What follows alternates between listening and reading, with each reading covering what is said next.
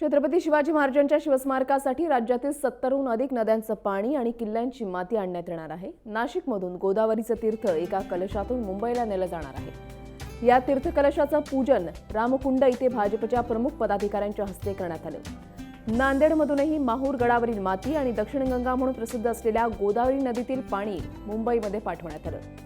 शहरातील शिवाजी पुतळा इथे या दोन्ही कलशांची पूजा करण्यात आली आणि त्यानंतर संपूर्ण शहरातून मिरवणूक काढून हे कलश मुंबईसाठी रवाना करण्यात आले।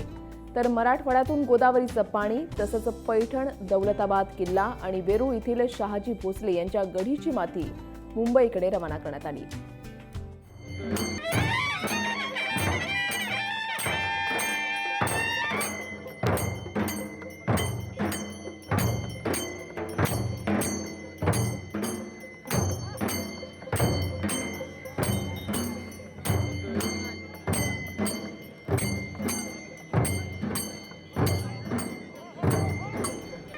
दरम्यान सोलापुरातील भुईकोट किल्ल्यातील माती, भीमा आणि सीना नदीचं जल आणि पंढरपुरातील चंद्रभागा नदीचं जल एकत्र करून ते मुंबईमध्ये आणण्यात येणार आहे।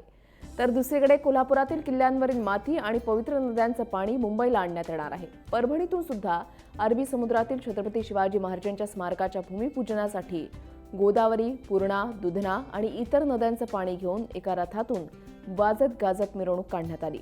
संपूर्ण माती आणि पाणी कलश घेऊन मुंबईच्या दिशेनं हा रथ निघालाय।